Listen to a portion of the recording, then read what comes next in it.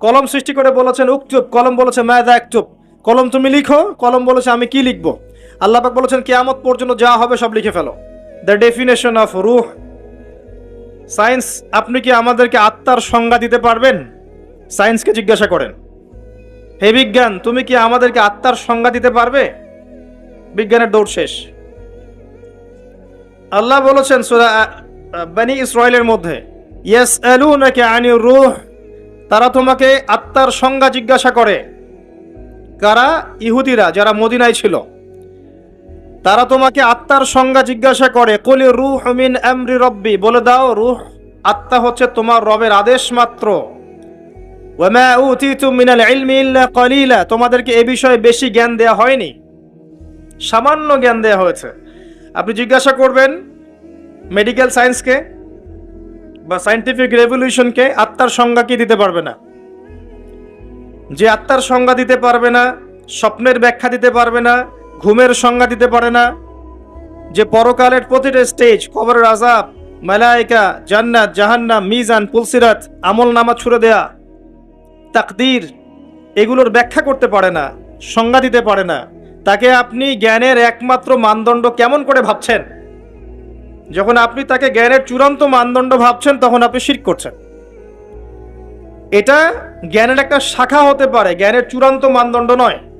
সে যা বলবে সেটাই সত্য, যা মিথ্যা বলবে মিথ্যা, এটা চূড়ান্ত নয়। বরং আল্লাহ যেটা বলবেন সেটাই সত্য, রাসূল যেটা বলবেন সেটাই সত্য। আর এই কনসেপ্টটাকে তারা নাম দিয়ে দিবে মৌলবাদী দর্শন। কথা কি বুঝতে পারছেন? আল্লাহ পাক কোরআনে বলেছেন সূরা বাকারা, ওয়া কুলিল হাক্কু মির রাব্বিকুম ফালা তাকুনান্না মিনাল মুমতারিন, হক বা সত্য তোমার রবের পক্ষ থেকে আসে, তুমি সন্দেহবাদীদের অন্তর্ভুক্ত হইও না। সূরা কাহফ 29 নম্বর আয়াতে আল্লাহ পাক বলেছেন, ওয়া কুলিল হাক্কু মির রাব্বিকুম ফামান শাআ ফালইউমিন ওয়া মান শাআ ফালইয়াকফুর, হক বা সত্য সেটাই যা তোমার রবের পক্ষ থেকে নাজিল হয়, যার ইচ্ছা হয় সে ঈমান নিয়ে আসুক, যার ইচ্ছা হয় সে অস্বীকার করুক। আমার কথা কি বুঝতে পারছেন? সত্য, জ্ঞান, ন্যায় অন্যায়ের মানদণ্ড, হক বাতিলের মানদণ্ড কার পক্ষ থেকে আসে? নাকি মানুষের মাথা থেকে বের হয়? যে কোনো জ্ঞান, জ্ঞানের যে কোনো শাখা যদি কোরআন এবং সুন্নাহর সাথে মিলে যায়, মানতে কোনো আপত্তি আছে? কোনো আপত্তি আছে? কোনো আপত্তি নাই। কিন্তু জ্ঞানের কোনো শাখা, কোনো তত্ত্ব, কোনো উপাত্ত, কোনো যুক্তি, কোনো দর্শন, কোনো বিজ্ঞান যদি কোরআন এবং সুন্নাহর সাথে না মিলে যায়, আপনি কি মানতে বাধ্য? আপনি কি মানতে বাধ্য? এটা না মানাটাই আপনার জন্য তখন ফরজ। কথা বুঝতে পারছেন? এবার আসেন, আল্লাহ পাক আরশে আজিম সৃষ্টি করেছেন। এই আরশে আজিমের নিচে আল্লাহ পাক 7 শ্রেণীর মানুষকে কিয়ামতের মাঠে ছায়া দিবেন। কয় শ্রেণী? কয় শ্রেণী?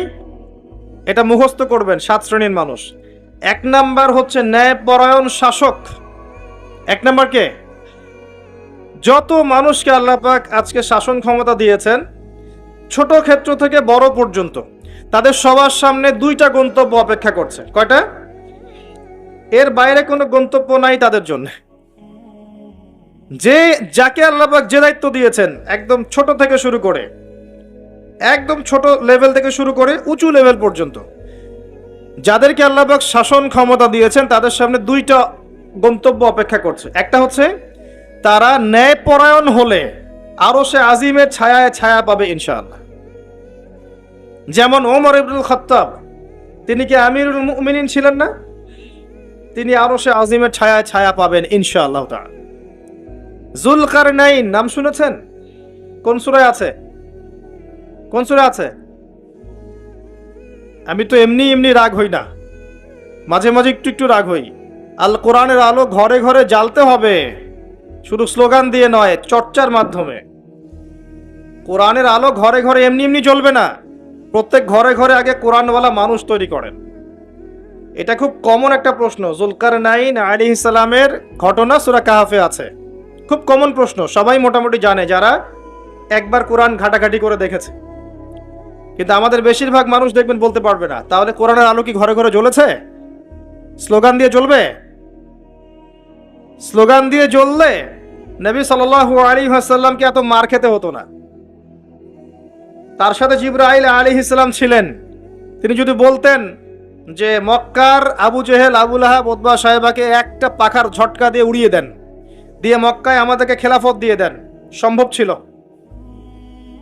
তায়েববাসীকে 2টা পাহাড়ে পিষে ফেলা পসিবল ছিল।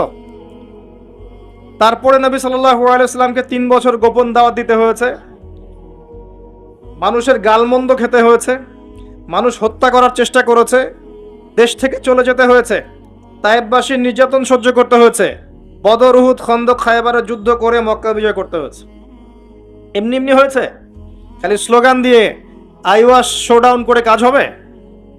কোরআনের আলো ঘরে ঘরে জ্বলবে তখনই যখন প্রত্যেক ঘরে কোরআনওয়ালা মানুষ তৈরি হবে ইনশাআল্লাহ। আল্লাহ পাক এটাই বলেছেন সূরা মেবি মায়েদা, বা না হলে আমি ভুল করছি হয়তো বা, তবে আয়াতটা বলছি। আল্লাহ পাক বলেছেন ইয়া আইয়ুহাল্লাযীনা আমানু, হে মুমিনগণ, আলাইকুম আনফুসাকুম, তোমরা নিজেরা তোমাদের নিজেদের নফস ঠিক করো, নিজেরা নিজেদের নফসটা ঠিক করো। লা ইয়াদুররুকুম মান দাল্লা ইন ইহতাদাইতুম, যারা পথভ্রষ্ট হয়ে গেছে ওদের পথভ্রষ্টতা তোমাদেরকে ক্ষতি করবে না যদি তোমরা হেদায়েতের উপর থাকো। নিজে ঠিক হন, নিজের ঘর ঠিক করেন, বাকি সব ঠিক হবে ইনশাআল্লাহ তাআলা। নিজে ঠিক না হলে মানুষের ঘর ঠিক হবে না। আমি এই চেয়ারে বসে যদি কথা বলি এবং এই আমলগুলো আমি করতে ব্যর্থ হই, আমার কথা আপনার কলবে কোনো তাসির করবে না। এই কারণেই দেখা যায় কথা অনেক হচ্ছে, কাজের ফলাফল কতটুকু হচ্ছে এটা ভাবার বিষয় আছে। তো যাদের কথা অনুযায়ী কাজে মিল আছে এবং আত্মশুদ্ধি আছে, এই মানুষদের কথায় মানুষের কলবে তাসির হবে ইনশাআল্লাহ তাআলা। আমরা দোয়া করে আল্লাহ পাক এমন মানুষকে বেশি বেশি এইসব জায়গায় নিয়ে আসুন যাদের মধ্য দিয়ে সমাজ সংস্কার হবে এবং যারা নিজেরাও আত্মশুদ্ধি অর্জন করতে পারবে ইনশাআল্লাহ। কোরআনের আলো ঘরে ঘরে জ্বলবে ইনশাআল্লাহ যদি আপনারা প্রত্যেক ঘরে ঘরে কোরআনওয়ালা মানুষ তৈরি করেন। একটা সন্তানকে হাফেজ বানাতে পারবেন না, একটা মেয়েকে হাফেজা বানানো যায় না, বাসায় একজন সন্তানকে আলেম বানানো যায় না। আমরা কি এই পৃথিবীতে এসেছি খালি খাওয়া, ভোগবিলাস, পাশবিক জীবনযাপন করতে, নাকি আমাদের একটা জীবনের উদ্দেশ্য আছে? আমাদের মুসলিমদের জীবনের উদ্দেশ্য কি বলেন তো? আমাদের জীবনের উদ্দেশ্য কি? জান্নাত। সূরা আলে ইমরান 185 নম্বর আয়াত পড়ে দেখেন, আল্লাহ পাক বলেছেন কুল্লু নাফসিন যায়িকাতুল মাউত, প্রত্যেকটা নফস মৃত্যুর স্বাদ গ্রহণ করবে। ফামান, এরপরে আছে ওয়া ইন্নামা তুওয়াফাউনা উজুরাকুম ইয়াউমাল কিয়ামাহ, তোমাদেরকে কিয়ামতের মাঠে পূর্ণ প্রতিদান দেওয়া হবে। ফামান যুহসিহা আনিন নার ওয়া উদখিলাল জান্নাতা ফাকাদ ফাজ, কিয়ামতের মাঠে যাদেরকে জাহান্নাম থেকে বাঁচানো হবে এবং জান্নাতে প্রবেশ করানো হবে একমাত্র সে ব্যক্তি সফল। তো আমাদের জীবনের গন্তব্য কি ভাই? জান্নাত। সফলকে, সাফল্যের সংজ্ঞা কি? যাকে পুলসিরাত পার করানো হবে সে সফল। দুনিয়াতে যার বাড়ি গাড়ি, টাকা কড়ি, ব্যাংক ব্যালেন্স আছে, সম্পত্তি আছে, ক্ষমতা আছে, এই যে সফল, কোনো গ্যারান্টি আছে? কোনো গ্যারান্টি নাই। যে ব্যক্তি কিয়ামতের মাঠে পুলসিরাত পার হতে পারবে এই ব্যক্তি সফল। আর কে পার হতে পারবে? যে ব্যক্তি সূরা জারিয়াতের 56 নম্বর আয়াতের উপর আমল করবে। আয়াতটা কি? ওয়ামা খালাকতুল জিন্না ওয়াল ইনসা ইল্লা লিয়াবুদুন, আমি মানুষ এবং জিনকে শুধুমাত্র আমার ইবাদত করার জন্য সৃষ্টি করেছি। তো পৃথিবীতে যে আল্লাহর ইবাদত করবে, যার জীবনের গন্তব্য ঠিক রাখবে, সে ব্যক্তি সফল, আর কেউ সফল না। তা আমাদের উদ্দেশ্য কি ভাই? খালি বিয়ে করা, ঘর সংসার করা, বাচ্চা পয়দা করা, মারা যাওয়া? যাদের সমস্যা হচ্ছে আল্লাহর ওয়াস্তে এখান থেকে চলে যান প্লিজ। যাদের এখানে সমস্যা হচ্ছে, কথাবার্তা বলছেন, বাসায় গিয়ে লেপের তলে শুয়ে শুয়ে ওয়াজ শুনবেন, এখানকার পরিবেশ নষ্ট করবেন না। যারা কষ্ট করে এখানে এসেছে বসে বসে ওয়াজ শুনতে, এদের জন্য লেকচার। সমস্যা হলে বাসায় চলে যান, কম্বলের নিচে শুয়ে শুয়ে লেকচার শোনেন, আর ইউটিউব ফেসবুকে কমেন্ট করে জিহাদ করেন। কিবোর্ড মুজাহিদ ওখানে বসে বসে কমেন্ট করবে, এটাই তার জিহাদ। যখন দেখবেন 100-200 কুকুর শুয়োরের সামনে একজন মুসলিমা দিনী বোন তাকবীর দিচ্ছে, তখন দেখবেন 1000টা মানুষ তাকবীর দেওয়া শুরু করবে। এর আগে তোমার তাকবীর কোথায় ছিল? এতদিন তো পশুর মতো জীবনযাপন করেছ। এখন একটা মেয়েকে আল্লাহ পাক জজবা দিয়েছেন, এখন দেখবেন যে কোনোদিন নামাজও পড়ে নাই, সেও আল্লাহু আকবার লিখে ফেসবুকে স্ট্যাটাস দিচ্ছে। তোমার আল্লাহু আকবারের কিছু যায় আসে না আল্লাহর। আল্লাহু আকবার দেওয়ার মানুষ আল্লাহ পাক তৈরি করবেন ইনশাআল্লাহ। আর আল্লাহ পাকের গরু ছাগলের প্রয়োজন নাই, আনআমের প্রয়োজন নাই। লাহুম কুলুবুন লা ইয়াফকাহুনা বিহা, আছে না? ওয়া লাহুম আযানুন লা ইয়াসমাউনা বিহা ওয়া লাহুম আ'য়ুনুন লা ইউবসিরুনা বিহা উলাইকা কাল আনআম। এই আনআমদের আল্লাহর কোনো প্রয়োজন নাই। আল্লাহ পাক তার দিনকে বিজয় করার জন্য আল্লাহর মুখলেস বান্দা তৈরি করবেন ইনশাআল্লাহ। একজন সরে যাবে 10 জন আসবে, 10 জন সরে যাবে 100 জন আসবে। ছেলে থাকবে না মেয়ে আসবে, এই প্রজন্ম থাকবে না নতুন প্রজন্ম আসবে। আল্লাহ পাক এই দিনটাকে প্রতিষ্ঠা করবেনই ইনশাআল্লাহ, এ বিষয়ে কোনো সন্দেহ নাই, সন্দেহের কোনো অবকাশই নাই। যদি আমরা দায়িত্ব পালন না করি, ইয়াস্তাবদিল কওমান গায়রাকুম, অন্য কওমকে আল্লাহ পাক স্থলাভিষিক্ত করবেন। সুম্মা লা ইয়াকুনু আমসালাকুম, তারা তোমাদের মতো অপদার্থ হবে না। আল্লাহর কিচ্ছু যায় আসে না আপনাকে আমাকে, জানেন? এই যে আমরা বেঁচে আছি, দুনিয়ার বোঝা হয়ে বেঁচে আছি। আমরা পৃথিবীর বোঝা, এই উম্মতের বোঝা, আবর্জনা। আমরা প্রত্যেকেই, আমি নিজেকেও বলছি, আমরা উম্মার আবর্জনা। আমরা যদি উম্মার কিছু হতাম, আমাদের দ্বারা উম্মা বিজয় লাভ করত। আমাদের টার্গেট এখন একটা, দুনিয়া। আমাদের টার্গেট দুনিয়া, ভোগবিলাস, খাওয়া দাওয়া, ব্যাংক ব্যালেন্স, টাকা পয়সা, বাড়ি গাড়ি, স্ত্রী সন্তান, এতটুকু। মাঝে মাঝে আমরা জুমার নামাজে আসি, ঈদের নামাজ পড়ি, রমজান মাসে রোজা না রাখলেও তারাবিতে আসি, যাকাত দেই কি না দেই, সদকা একটু করি, বছর বছর হজ উমরা করি, টুপি লাগাই, দাড়ি লাগাই, ব্যাস ভোটের সিজন আসলে আবার ওইটা দিয়ে ভোট চাই। এই হলো আমাদের চরিত্র। এখন আমাদের আল্লাহর কোনো প্রয়োজন নাই। আল্লাহ পাক বলেছেন, ইন তানসুরুল্লাহ ইয়ানসুরুকুম, তোমরা যদি আল্লাহকে সাহায্য করো তখন আল্লাহ তোমাদেরকে সাহায্য করবেন। ইন্নাল্লাহা লা ইউগাইয়িরু মা বিকওমিন হাত্তা ইউগাইয়িরু মা বিআনফুসিহিম, কোন কওমের অবস্থা আল্লাহ পাক ততক্ষণ ঠিক করেন না যতক্ষণ ওই কওম তাদের অবস্থা সংশোধন করছে না। আলাইকুম আনফুসাকুম, নিজের নফস ঠিক করো, নিজে ঠিক হও। বেসিক জিনিস ঠিক নাই তো আমাদের। বড় বড় চিন্তা করছেন, বেসিকটা ঠিক নাই তো। দেখবেন ম্যাক্সিমাম মানুষ নামাজ পড়ছে না, ম্যাক্সিমাম মানুষ কোরআন পড়তে জানে না। বেশিরভাগ বোন আমাদের বেহায়াপনা, বেপর্দায় চলছে। ম্যাক্সিমামের রিজিক হারাম, জানেন? ম্যাক্সিমাম রিজিক হারাম, সুদ আর ঘুষ আর জেনা, এই যে দুর্নীতি, করাপশন দিয়ে ভর্তি। আল্লাহর ওয়াস্তে সত্য কথা বলতে শেখেন, নিজের নফসের সাথে সত্য বলেন যে আসলেই আমার রিজিকটা কতটুকু হালাল। সুদবিহীন মানুষ খুঁজে পাওয়া দুষ্কর এখন। সুদ খায় না বা সুদ দেয় না বা সুদের সাক্ষী থাকে না বা লিখে রাখে না বা লোন নেয়নি, এরকম মানুষের সংখ্যা খুব কম। দুই একটা হাতে গোনা পাবেন কিনা আল্লাহ ভালো জানে। একটা গ্রামে যাবেন, প্রত্যন্ত গ্রাম, সেখানে দেখবেন 10টা সুদী এনজিও ভরে আছে। রিজিক আমাদের হারাম। ম্যাক্সিমাম পরিবারকে গিয়ে দেখেন, পরিবারের মধ্যে পর্দা থাকবে না। ম্যাক্সিমাম পরিবার দেখেন বস্তুবাদী, খালি দুনিয়ার পিছনে ছুটছে। সাংস্কৃতিক অঙ্গনে গিয়ে দেখেন, অপসংস্কৃতিতে ভর্তি হয়ে গেছে। যুবকদের দিকে তাকায় দেখেন, ম্যাক্সিমাম মেজরিটি সংখ্যক মাদকের সাথে সম্পৃক্ত। আপনি দেখবেন হয় মাদক, নাহলে গার্লফ্রেন্ড, নাহলে অহেতুক গেমস এন্ড স্পোর্টস, নাহলে দেখবেন আপনি যে মুভিজ দেখছে, পর্নোগ্রাফি দেখছে, অহেতুক আড্ডাবাজি করে, গুন্ডা মাস্তানি করে সময় নষ্ট করছে। কোনো জীবনের কোনো উদ্দেশ্যই নাই। মানে জীবনযাপন এমনভাবে করছে মানে ও কখনো মরবেই না। মানে ও পরকালের ফিকির তো দূরের কথা, নামাজে ডাকবেন বলবেন প্যান নষ্ট, আমি যাইতে পারি না। ইল্লা মাশাআল্লাহ, এর বাইরে আল্লাহ পাক কিছু মানুষকে তৈরি করেছেন, করবেন এবং করছেন, যাদের জীবনের উদ্দেশ্য জান্নাত, যারা তাওহীদের সাথে শিরককে আপোস করবে না, যারা সুন্নতে থাকবে, বেদাত করবে না, যারা হালাল খাবে, হারামে যাবে না, পরিবারকে ঠিক করে পর্দায় রাখবে, দিনের জ্ঞান অর্জন করবে, প্রচার প্রসার করবে, আগামী প্রজন্ম তৈরি করবে, এবং যাদের মধ্যে আল্লাহর দ্বীনকে প্রতিষ্ঠা করার মুজাহাদা থাকবে। এমন মানুষ আছে, ছিল, ভবিষ্যতে আসবে। তাদের সংখ্যা নিতান্তই কম হবে, কিন্তু তাদের জন্য একটা সুসংবাদ আছে। সেটা হচ্ছে কাম মিন ফিআতিন কালিলা গালাবাত ফিআতান কাসীরা বিইذنিল্লাহ। আল্লাহ পাক বলেছেন, কত ছোট ছোট সম্প্রদায় ছিল যারা বড় বড় কওমের উপর বিজয় লাভ করেছে। আগামীতে যখন ইসলামের বিজয় হবে সারা বিশ্বব্যাপী, তখন দেখবেন মুসলিমদের সংখ্যা খুব কম থাকবে। আল্লাহ পাক সব গরু ছাগলগুলোকে শেষ করে ফেলবে। কিভাবে? এই যে মহামারী দিয়ে শেষ করতে পারেন, অথবা দেখবেন এই যে জালেমের শাসন দিয়ে শেষ করতে পারেন, দেখবেন মুসলিমদের মধ্যে ক্রন্দন লাগিয়ে শেষ করতে পারেন, বা যখন আল্লাহ এবং তার রাসূলকে ভুলে যাবে, বহিঃশত্রুদেরকে চাপিয়ে দিয়ে আল্লাহ পাক শেষ করে দিতে পারেন। আল্লাহর কোনো প্রয়োজন নাই গরু ছাগলের। এবং এখন আমি নিজে এবং আমরা অনেকেই এই গরু ছাগলের মতো জীবন যেমন করছি, আল্লাহ পাক আমাদেরকে বোঝার তৌফিক দান করুন। জীবনের একটা উদ্দেশ্য থাকতে হবে। যে আমার জীবনের উদ্দেশ্য দিন শেখা, বোঝা, প্রচার প্রসার করা, প্রতিষ্ঠায় চেষ্টা করা, তখন গিয়ে আপনি পুরো জীবনের নেকি পাবেন।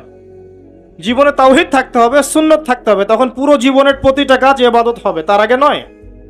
প্রতিটা কাজ করতে হবে আল্লাহর সন্তুষ্টির জন্য, তার রাসূলের তরিকায়, এবং আপনার এই আমলগুলো কবুল হবে তখনই যখন রিজিকটা হালাল হবে।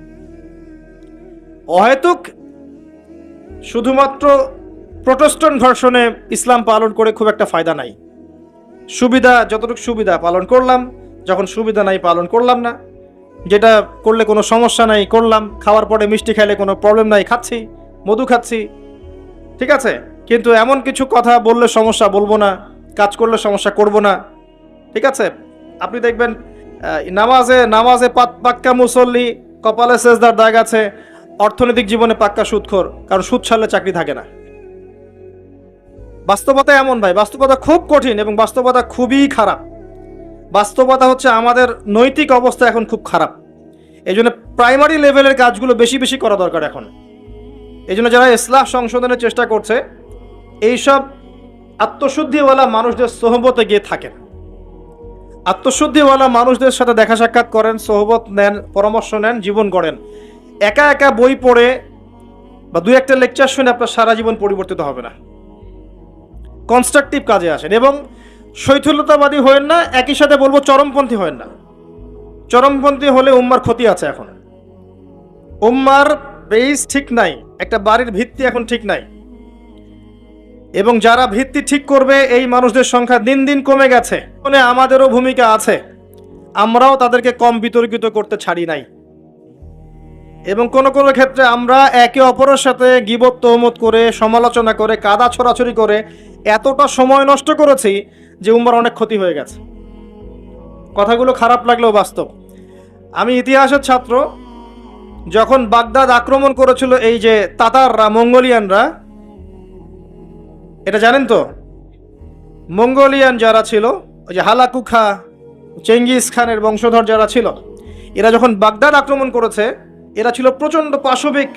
মাত্র 40 দিনের মধ্যে এরা 10-20 লাখ মানুষকে হত্যা করে ফেলেছে বাগদাদের। এই হত্যাটা কিন্তু গুলি করে না, জবাই করে। 10 লাখ 20 লাখ মানুষকে জবাই করে হত্যা করা চারটাখানি কথা না। কি পরিমাণ হিংস্র ছিল চিন্তা করেন।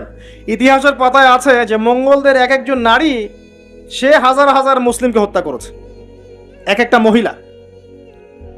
ওই সময়ে যারা ওই আব্বাসীয় খেলাফতের দায়িত্বে ছিল, এরা সোনা দানা সব জমা করে তাদের এই যে মাটির নিচে জমা করেছিল। আর ওদের লিডার, মঙ্গোলিয়ানদের লিডার, যখন এই বাদশাকে গলায় দড়ি দিয়ে শেষরায় নিয়ে যাচ্ছে সবার সামনে, তখন তাকে বলছে তোমাদের সম্পদগুলো কোথায়। সে দেখিয়ে দিল সম্পদ মাটির তলে। তখন সে, ওই যে হালাকুখার যে বংশধর লিডার, সে সোনাদানাগুলো বের করে এই বাদশার মুখের মধ্যে ঠোসানো শুরু করল। খা, খিদা লেগেছে, পানির পিপাসা লেগেছে, তখন তাকে সোনা খাওয়াচ্ছে, রূপা খাওয়াচ্ছে, খা। তো সে বলছে আমি কি খাবো, সোনা রূপা তো খাওয়ার জিনিস নয়। তখন ওই মঙ্গল কমান্ডার বলছে এই সোনা দানাগুলো জমায় না রেখে যদি জনগণের কল্যাণে ব্যয় করতে, এই জনগণ তোমাকে আজকে বাঁচাতে আসতো। ওরা বুঝতে পেরেছিল। কথা বুঝতে পারছেন? যে পয়েন্টে কথা বলতে যাচ্ছি সেটা হচ্ছে এই, ওই সময়ও কিছু কিছু মুসলিম, যখন তারা আক্রমণ করেছে, তখন কিছু কিছু মুসলিম আপসে বাহাস করছিল, বাহাস, একে অপরের সমালোচনা, ডিবেট, যেটা আমরা এখন বেশি করতে চাই, যে কাকড়ার গোশত খাওয়া হালাল না হারাম, এইটা নিয়ে তারা বাহাসে পড়েছিল। চিংড়ি খাওয়া হালাল না হারাম, এটা নিয়ে বাহাসে ছিল। ওই সময় কোনটা বেশি গুরুত্বপূর্ণ ছিল, এই বাহাসটা না ওদেরকে প্রতিহত করা? এটা বোঝার জন্য আপনার ডক্টরেট ডিগ্রি নেওয়ার দরকার আছে, মাদ্রাসা ফারে ঘর দরকার আছে, কমন সেন্স। এখন পর্যন্ত বিশ্বে আমরা এই কাজটাই করছি। আপনি খেয়াল করে দেখবেন সারা ওয়ার্ল্ড ওয়াইড মুসলিমদের অবস্থা এখন এরকমই। চতুর্দিক থেকে চাপ আছে, এত সহজ না, চতুর্দিক থেকে মুসলিমদের চাপ আছে।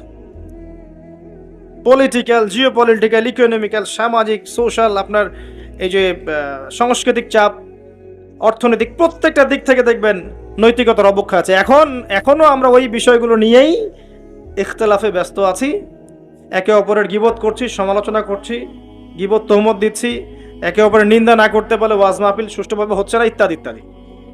আমরা জানি না কবে আমাদের কমন সেন্সের উদয় হবে, কবে বুঝতে পারবো আমরা যে আমরা এক উম্মাহ, আমরা সবাই এক, সবার মাঝে কিছু কিছু বিষয়ে মতানৈক্য থাকতে পারে, এটা স্বাভাবিক।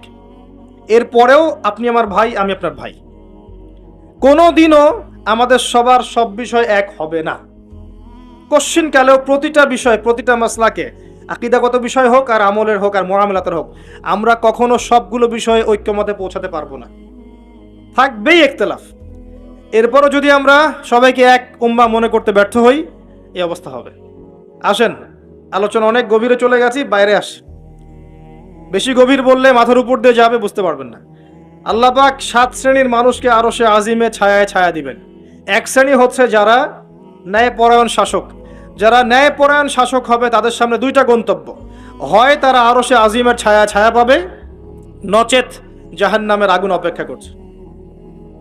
কারণ প্রত্যেকটা দায়িত্ব সম্পর্কে আল্লাহ পাক জিজ্ঞাসা করবেন। এবং নবী সাল্লাল্লাহু আলাইহি ওয়াসাল্লাম একটা হাদিসের মধ্যে বলেছেন যে তোমরা কি জানো কিয়ামতের মাঠে সবচেয়ে বড় মিসকিন কারা হবে? সাহাবায়ে কেরাম বলছেন, আমরা তো মনে করি যার সম্পদ কম, অর্থবিত্ত কম, সেই সবচেয়ে বেশি মিসকিন, সবচেয়ে বড় মিসকিন। আল্লাহর নবী সাল্লাল্লাহু আলাইহি ওয়াসাল্লাম বলছেন, বরং প্রকৃত মিসকিন সে ব্যক্তি যে কিয়ামতের মাঠে নামাজ, রোজা, হজ, যাকাত আমলের নেকি নিয়ে উঠবে, পাহাড় সম নেকি নিয়ে উঠবে, কিন্তু অনেক পাওনাদার দাঁড়িয়ে থাকবে। কারো হক নষ্ট করেছে, কারো গীবত করেছে, কারো অপবাদ, কাউকে অপবাদ দিয়েছে, কাউকে অত্যাচার করেছে, সবাই দাঁড়িয়ে থাকবে। এদের হক আদায় না করা পর্যন্ত সে পুলসিরাত পার হতে পারবে না। তখন কি করতে হবে? নিজের নেকি ওদেরকে দিতে হবে, কারণ তখন কোনো বেচা কেনার সুযোগ নাই, হক আদায়ের কোনো সুযোগ নাই। নিজের নেকি ওদেরকে দিয়ে শোধ করতে হবে। নেকি শেষ হয়ে গেলে কি হবে? অন্যের গুনাহ তার আমলনামায় আসবে, পরে দেখা যাবে ওই ব্যক্তি জান্নাতে চলে গেছে আর এই ব্যক্তি পাহাড় সমান নেকি নিয়েও জাহান্নামে চলে গেল। অতএব দায়িত্ব যারা পালন করবেন তাদেরকে খুব সতর্ক সাবধান থাকতে হবে যে আপনার দ্বারা কল্যাণ ছাড়া যেন অকল্যাণ না হয়। আল্লাহ পাক তৌফিক এনায়েত করুন, আমিন। দ্বিতীয় শ্রেণী হচ্ছে সেই যুবক বা যুবতী যারা নিজেদের যৌবনটাকে আল্লাহর ইবাদতে কাটিয়েছে। এই হাদিসের বাস্তবতা এসে দেখেন আমাদের যুব সমাজ কিভাবে তাদের জীবনটা কাটাচ্ছে। আমার চেয়ে ভালো আপনারা বলতে পারবেন যে সকাল থেকে সন্ধ্যা পর্যন্ত আমাদের যুবক যুবতীরা করছেটা কি। কতজন যুবক নামাজ পড়ছে মসজিদে এসে, কতজন যুবক কোরআন তেলাওয়াত করে নিয়মিত। নবীর সুন্নাহগুলো ওদেরকে শিখিয়ে দিতে হয়। ইভেন নবী সাল্লাল্লাহু আলাইহি ওয়াসাল্লামের স্ত্রীদের নাম ওদেরকে বলে দিতে হয়। এখনই আমি জিজ্ঞাসা করছি, দেখেন অ্যান্সার কতজন দিতে পারে। নবী সাল্লাল্লাহু আলাইহি ওয়াসাল্লামের দ্বিতীয় স্ত্রীর নাম কি? হাত উঁচু করেন। যুবকদের বলছি, যুবকদের যারা পারবেন জাস্ট হাতটা উঁচু করেন। নবী সাল্লাল্লাহু আলাইহি ওয়াসাল্লামের দ্বিতীয় স্ত্রীর নাম কি? দাঁড়ান দাঁড়ান দাঁড়ান, এই দেখেন হাত দেখেন। এবং যারা হাত উঁচু করেছেন ওদের মধ্যে একজনকে জিজ্ঞাসা করছি, আপনি উত্তর দেন, নাম কি? জি, আপনাকে বলেছি নাম বলেন দ্বিতীয় স্ত্রীর। বসেন। উত্তর যে 4 জন দিয়েছে তার মধ্যে একজন ভুল উত্তর দিয়েছে। এই হচ্ছে বাস্তবতা। আপনাকে আমি চোখে আঙ্গুল দিয়ে দেখালাম যে যুবকদের কি অবস্থা। এখানে আছে বসে হাজার হাজার মানুষ, হাত তুলেছে 5-6 জন। এটা একটা কমন প্রশ্ন, আমাদের নবীজির দ্বিতীয় স্ত্রীর নাম কি? একবার যে সিরাত পড়েছে সেও জানে। দেখবেন এই যুব সমাজ ফিজিক্স পড়েছে, কেমিস্ট্রি পড়েছে, বায়োলজি পড়েছে, ইকোনমিক্স পড়ছে, পলিটিক্যাল সায়েন্স পড়ছে, আপনার জিওপলিটিক্স পড়ছে, ইউনিভার্সিটি কোচিং করছে, বিসিএস কোচিং করছে, চাকরির জন্য পরীক্ষা দিচ্ছে। এরা এমন কোনো বই নাই যে সেকুলার লাইনে পড়ে নাই। কিন্তু যে 4 জন পারছে তার মধ্যে একজন উত্তর দিচ্ছে যে আয়েশা রাদিয়াল্লাহু আনহা দ্বিতীয় স্ত্রী। এটা কি উত্তর সঠিক? এই হচ্ছে অবস্থা। এটা কমন। আর যদি কঠিন প্রশ্ন করি তাহলে তো অবস্থা খারাপ। কোন সাহাবীকে প্রথম তিনি দায়ী করে পাঠিয়েছেন মদিনায়? খায়বার যুদ্ধ কোন সাহাবীর হাতে জয় হয়েছে? উহুদের যুদ্ধ কত হিজরিতে হয়েছে? বদর যুদ্ধে কতজন মুসলিম শাহাদাত বরণ করেছে?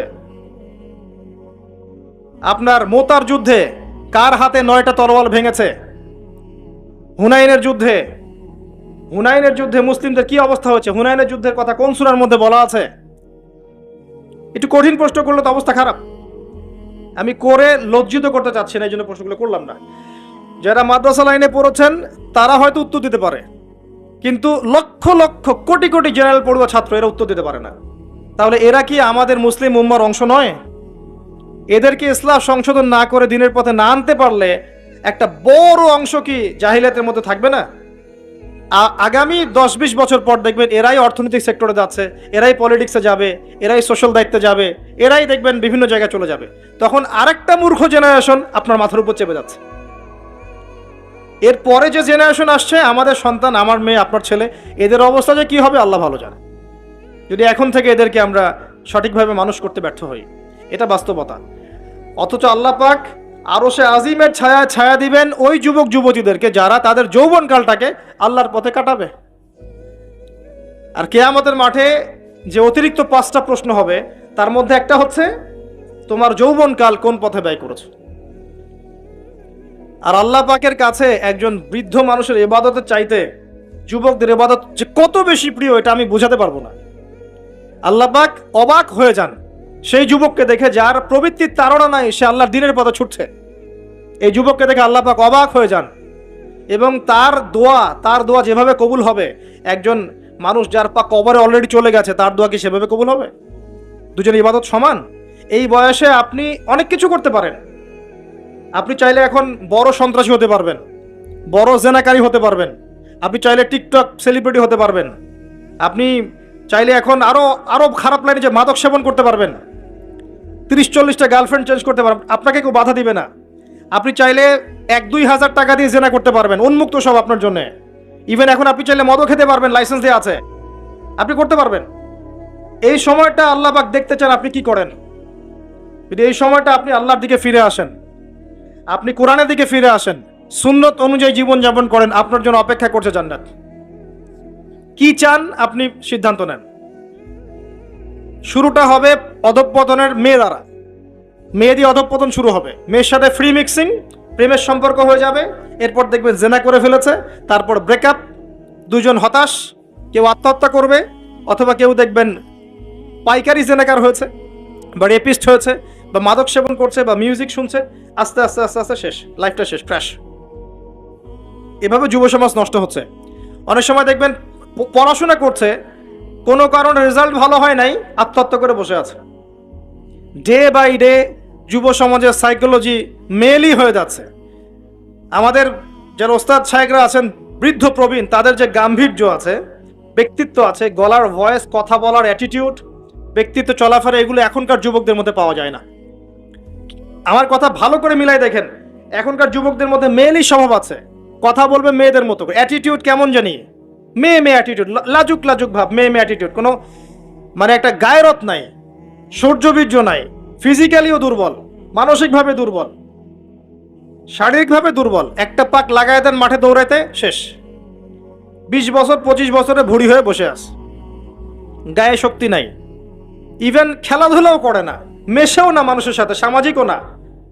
দেখবেন কেমন জানি আনসোশ্যাল, সারাদিন অনলাইনে পড়ে আছে বা গেমস খেলছে, ইন্টারনেট ঘাটাঘাটি করছে, রাতের বেলা সারা রাত নগ্ন ছবি দেখছে, সারা রাত। এত ভালো সাজার কারণ নাই, এগুলোতে ম্যাক্সিমামই আসক্ত, ম্যাক্সিমাম। এবং এটা আসক্ত হওয়ার কারণ আছে, এটা তো ফ্রি, অ্যাক্সেস ফ্রি, আপনি চাইলেই করতে পারেন। আপনার হাতে স্মার্টফোন আছে, আপনার বাবা দেখেন আপনি ফোনে কি করেন, আপনি চাইলেই করতে পারেন। কে বাধা দিবে আপনাকে? কেউ বাধা দেন নাই। আর এই যে গার্লফ্রেন্ড বয়ফ্রেন্ড সংস্কৃতি যখন থেকে ছড়িয়েছে, যা ইচ্ছা তাই করছে এরা। এবং এখন এই কাজগুলো শুধু ছেলেরা করছে না, মেয়েরাও করছে। মেয়েরাও মাদক সেবন করে এখন, জানেন? মেয়েরাও পর্ন দেখে। আর মেয়েদের ড্রেস আপ তো আমি বলার অপেক্ষা রাখে না। নতুন কি প্রোডাক্ট আসলো, নতুন কি কসমেটিক্স আসলো, নতুন কি ডিজাইন আসলো, নতুন কোন সিরিয়াল আসছে, কোন নায়িকা নতুন ডিজাইন ফ্যাশন করলো, সব নিয়ে ব্যস্ত হয়ে আছে। আমি ওইদিকে আসবো পরে। এতটুকু বলছি, এই যুবক যুবতীর জন্য আল্লাহ পাক আরশে আজিমের ছায়া রাখেন নাই। উম্মার জন্য জীবন দেয়া অনেক পরের কথা। যদি দেশের জন্য জীবন দেওয়ার প্রশ্ন আসে, এরা তাও দিতে পারবে না। আমি চ্যালেঞ্জ করলাম। এরা সেই জেনারেশন নয় যে জেনারেশন 71 সালে অস্ত্র হাতে নিয়েছিল পাকিস্তানিদের এগেনস্টে। এটা সেই জেনারেশন নয়। এই মাদকাসক্ত জেনারেশন কি দিয়ে এটা আপনি আশা করতে পারেন না। নৈতিকতার অধঃপতন আছে এদের মধ্যে, মানবিকতা নাই, নৈতিকতা নাই। রেপিস্ট জেনারেশন, জেনাকারী জেনারেশন, মাদকাসক্ত জেনারেশন। একে দিয়ে আপনি সেই বিষয় পাবেন না। ওটা আমাদের বাপদাদারা করে গেছে। সলিউশন কি? সলিউশন একটাই, এদেরকে নামাজি বানাতে হবে। 5 ওয়াক্ত নামাজি হলে লাইফটা রুটিন ওয়াইজ চলে আসবে। ডানে বামে যেতে পারবে না। এদেরকে প্রশান্তির উৎস দিতে হবে। এদের প্রশান্তির উৎস হচ্ছে একটা কোরআন, এবং দ্বিতীয়টা হচ্ছে এদের বয়স হয়ে গেলেই এদেরকে বিয়ের ব্যবস্থা করতে হবে। তৃতীয়টা হচ্ছে এদের বেকারত্ব দূর করার চেষ্টা করতে হবে, এবং সবসময় একই ধাঁচে বেকারত্ব দূর করার চেষ্টা করলে হবে না। ক্রিয়েটিভ কিছু করেন, আপনার প্রতিভা দিয়ে এমন কিছু করেন যেটা ক্রিয়েটিভ।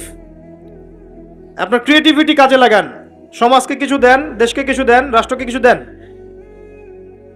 এদের প্রশান্তির উৎস হচ্ছে সুন্নাহ, সুন্নাহ মাফিক জীবনযাপন করার অভ্যস্ত, সুন্নাহ মাফিক জীবনযাপনে অভ্যস্ত করতে বলেন। এই কাজগুলো না করতে পারলে, এবং আল্লাহওয়ালা মানুষের কাছে নিয়ে আসেন, আল্লাহওয়ালা মানুষের কাছে এদেরকে নিয়ে আসেন, সহবতে আনেন, দেখা করান, আলেমদের কাছে দেখা করান, মেশান, তাদেরকে দেখে তারা দিন শিখবে। আল্লাহর রাস্তায় সময় দিতে বলেন, আস্তে আস্তে দেখবেন ইনশাল্লাহ লাইনে আসছে। আদারওয়াইজ আপনি এই জেনারেশনকে দিয়ে আগামীর ভবিষ্যৎ আশা করতে পারেন না। বাস্তবতা খুব খারাপ, বাইরে যা দেখা যাচ্ছে ভিতরটা এমন নয়। ভিতরে ঢোকেন, দেখবেন নোংরামি দিয়ে ভরে গেছে সবকিছু। অনেক সময় দেখবেন বাইরে থেকে যাদেরকে দেখে পরিষ্কার মনে হচ্ছে, এদের ভিতরেও নোংরামি ধরে গেছে।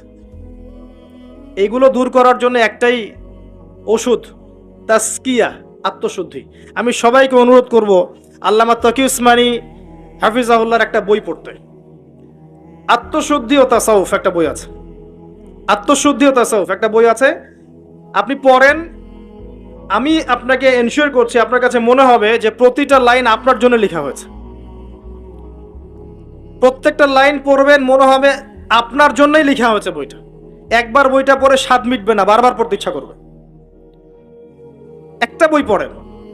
আর অনেক বইয়ের নাম বলতে পারতাম আমি, কিন্তু আমি এখন যেটা ফিল করছি, সবচেয়ে দুর্বল জায়গা আমাদের আত্মশুদ্ধির জায়গাটা।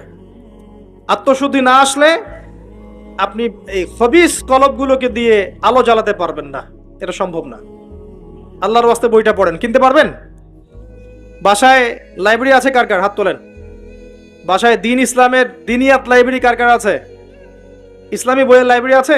ব্যক্তিগত সংগ্রহে লাইব্রেরি করেন, দেখেন লাইব্রেরির সংখ্যা কতগুলো। কিন্তু জেনারেল লাইব্রেরি কয়জনে আছে? হাত তোলেন।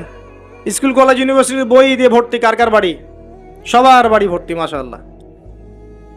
তো এগুলো নিয়ে কবরে যাবেন ইনশাআল্লাহ, তাই না? প্রতি মাসে 1000 টাকার বই কেনা কি খুব কঠিন? আচ্ছা, 500 টাকার বই কেনা খুব কঠিন? 500 টাকা তো আপনার একটা রেডিংয়ে চলে যায়। আপনার গার্লফ্রেন্ডকে নিয়ে কফি খেতে যান, 500 টাকা কেন? ও তো 3000 টাকা বিল করে রেখে দিবে। সে তো আপনার টাকা খেতেই আসছে আপনার কাছে। আপনি কি মনে করছেন সে আপনাকে ভালোবেসে এসেছে? সে আপনার অবস্থানকে ভালোবাসে। কে বলেছে সে আপনাকে ভালোবাসে? সে আপনার অবস্থানকে ভালোবাসে। এগুলো তো নষ্ট করছেন টাকা পয়সা।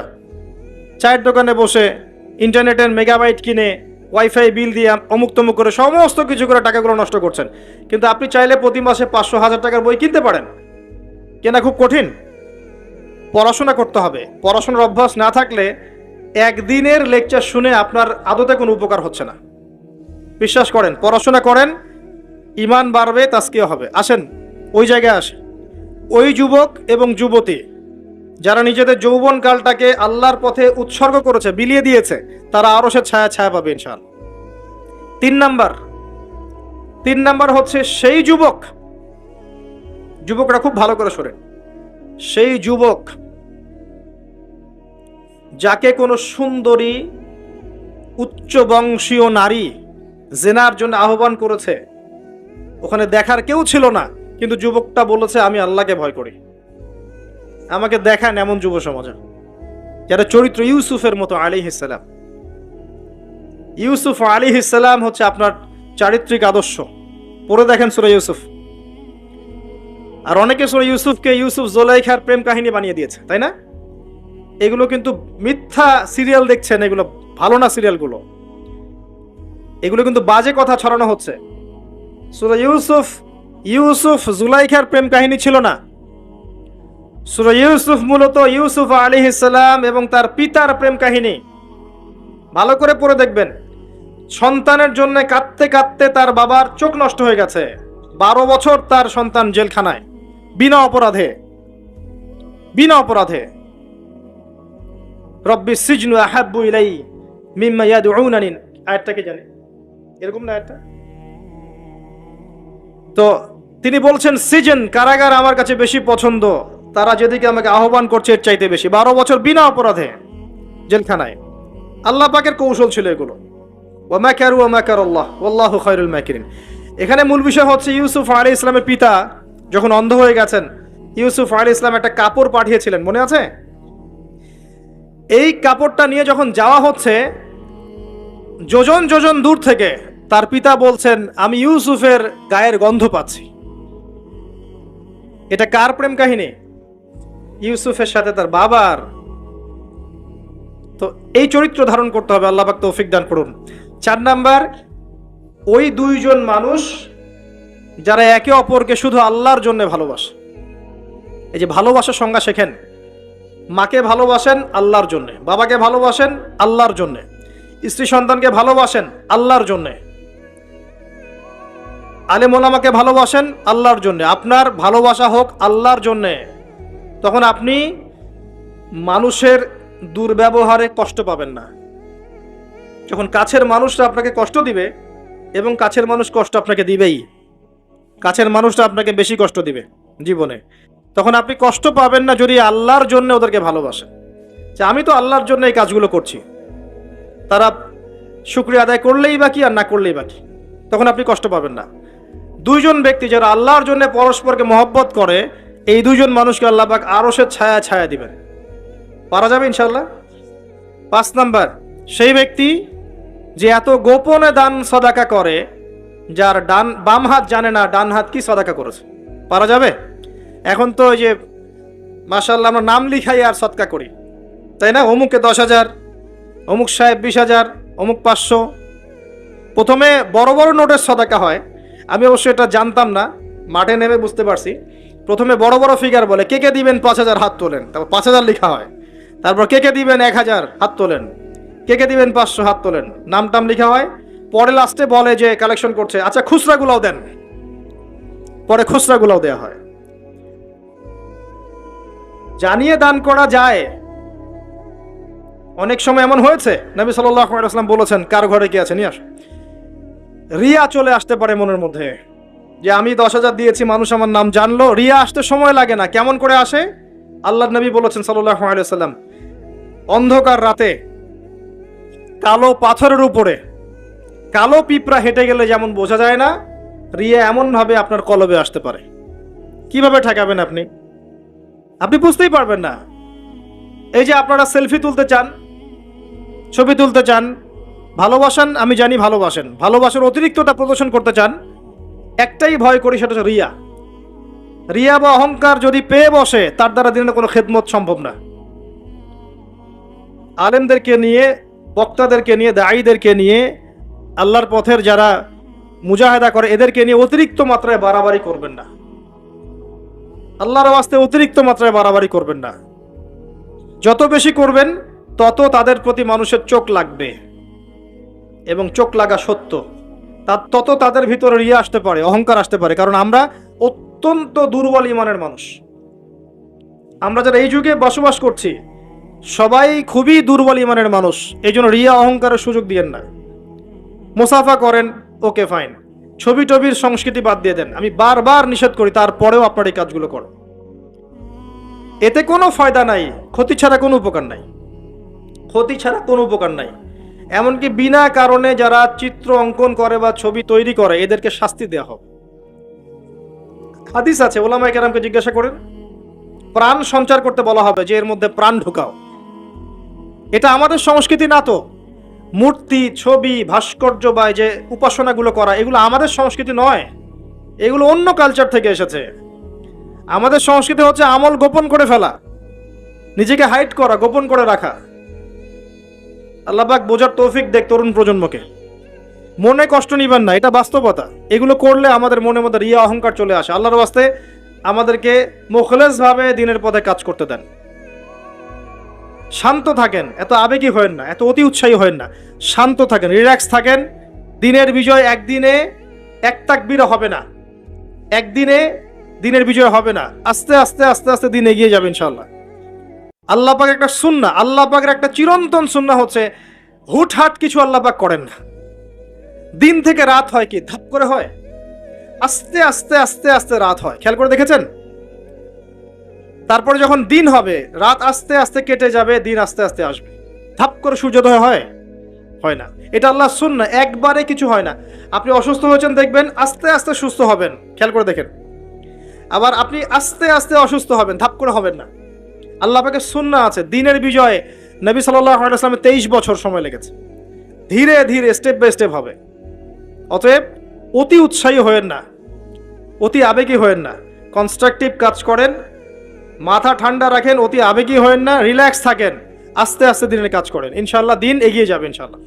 বেশি বেশি মানুষকে দেখাতে যায়েন না। আমার কথা শোনেন, আজকে বাংলাদেশে কয়জন কাদিয়ানি হয়েছে, কয়জন খ্রিস্টান হয়েছে আপনি কি জেনেছেন? যারা করেছে ওরা কি ফেসবুকে স্ট্যাটাস দিয়েছে, ছবি দিয়েছে, আজকে অমুককে খ্রিস্টান বানালাম, দেখেন দিয়েছে? যদি দিত তাদের কাজে তারা এখন সফল হতো না। যদি ওরা শুরু থেকে এই কাজগুলো করত, তাদের কাজে তারা এত সফল হতো না। এখন দেখবেন কয়দিন পর কাদিয়ানীদের কনফারেন্স হবে, দেখে নিয়েন। কয়দিন পর দেখবেন যারা খ্রিস্টান হচ্ছে তারা প্রকাশ্যে সমাবেশ করবে, প্রকাশ্যে মানুষ শিয়া হয়ে যাচ্ছে, কত কি হয়ে যাচ্ছে আপনার খবরই নাই। প্রত্যন্ত অঞ্চলগুলো ঘুরে আসে, দেখেন এগুলো দিয়ে ভর্তি হয়ে গেছে। গলায় যে রশি এটা অলরেডি পরিয়ে টান দেওয়া শেষ, আর আমরা পরে আছি শোডাউন নিয়ে, ছবি তোলা, আপলোড দেয়া, ভিডিও করা, এই করা। আমরা এত আবেগী কেন ভাই? যারা প্র্যাকটিক্যালি কাজ করছে ওরা এত আবেগ দিয়ে কাজ করছে না, প্র্যাকটিক্যালি কাজ করছে। দেখেন মাঠে ময়দানে কাজ করে শেষ করে ফেলছে। বিশ্বাস হচ্ছে না কথা? আপনি উত্তরবঙ্গ ঘুরে আসেন, গিয়ে দেখেন, পার্বত্য অঞ্চল ঘুরে আসেন, দেখেন। আর আমরা পরে আছি আইওয়া শোডাউনে। একটা লেকচার দিলে মনে হয় যে সারা জগতের মানুষকে জানাতে না পারলে ভালো লাগে না। গাড়ির থেকে নামবো, সারা দেশের মানুষ দেখুক আমি গাড়ি থেকে নামছি, ঠিক আছে? একজন ভাইকে পেয়েছি, সেলফি ফেসবুক তুলে, মানে একাকার অবস্থা, দেখুক সারা দেশের মানুষ যে উনি এসেছে স্টেজে। এতে করে উম্মার উপকার যতটুকু না করলেন, ক্ষতি করে ফেলেছেন। এটা আপনারা বুঝতে পারছেন না। যাই হোক, আমি আশাও ছেড়ে দিয়েছি অনেক অংশে যে আপনারা বুঝবেন। বিশ্বাস করেন, মন থেকে অনেকটা আশাও ছেড়ে দিয়েছি যে আপনারা বুঝবেন। মাঝে মাঝে অবস্থা আমার এমন হয়ে যাচ্ছে। তারপরে দোয়া করি আল্লাহ পাক সবার মধ্যে সদ্বুদ্ধির উদ্ভব ঘটাক, আপনাদেরকে স্মার্ট মুসলিম হওয়ার তৌফিক দান করুক। ভিতরে ভিতরে আপনি আত্মশুদ্ধি অর্জন করেন, ব্যক্তি জীবনটা শুদ্ধ করেন, পরিবার ঠিক করেন, পড়াশোনা করেন, হালাল রিজিকের দিকে ফোকাস করেন, আলেম ওলামা সোহবতে যান, দিন শেখান, চর্চা করেন, প্রচার করেন। আস্তে আস্তে দিন আগাবে ইনশাআল্লাহ তাআলা। আল্লাহ পাক কি বলেছেন? ইউরিদুনা লিইউতফিউ নূরাল্লাহ, তারা চায় আল্লাহর নূরকে। আল্লাহর নূর মানে এখানে ইসলাম, একে মুখের ফুৎকার দিয়ে নিভিয়ে ফেলতে। কিন্তু আল্লাহু ইউতিম্মু নূরাহু ওয়ালাউ কারিহাল কাফিরুন, আল্লাহ পাক তার নূরকে প্রজ্বলিত করবেন, যদিও কাফেররা তা পছন্দ করবে না। হুয়াল্লাযী আরসালা রাসূলাহু বিল হুদা ওয়া দীনিল হক লিইয়ুযহিরাহু আলা দীনি কুল্লিহি, তিনি সে আল্লাহ যিনি তার রাসূলকে পাঠিয়েছেন দ্বীনে হক সহ এবং হেদায়েত সহ, যাতে করে ইসলাম অন্য সমস্ত দ্বীনের উপর বিজয়ী হতে পারে। ওয়ালাউ কারিহাল মুশরিকুন, যদিও মুশরিকরা এটা পছন্দ করবে না। এটা আল্লাহ পাক করবেন। কখন করবেন? যখন আপনি আপনার কাজ দায়িত্ব পালন করুন। ইন তানসুরুল্লাহ ইয়ানসুরুকুম, আর যদি আমরা আল্লাহকে ভুলে যাই, নাসুল্লাহ ফানাসিয়াহুম, আমরা ভুলে গেলে আল্লাহও ভুলে যাবেন। আল্লাহ তো ওয়াদা করেছেন যে আনতুমুল আলাউনা ইন কুনতুম মুমিনিন, তোমরা যদি মুমিন হতে পারো আল্লাহ তোমাদেরকে বিজয় দিবেন। ওয়ালা তাহিনু ওয়ালা তাহজান, হীন বলা হয় না, দুশ্চিন্তাও করো না। আল্লাহ তো ওয়াদা করেছেন। দুই ব্যক্তি নিজে পরস্পরকে আল্লাহর সন্তুষ্টির জন্য ভালোবাসে, আরো সে আজিমের ছায়া পাবে। গোপনে দান খয়রাত করে, আরো সে আজিমের ছায়া পাবে। 6 নাম্বার কে? 6 নাম্বার কে?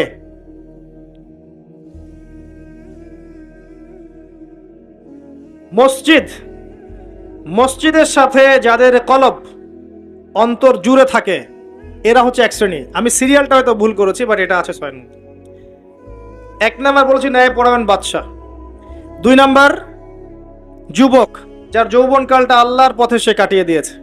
3 নাম্বার সুন্দরী নারী আহ্বান করেছে, কিন্তু সে বলেছে আমি আল্লাহকে ভয় করি।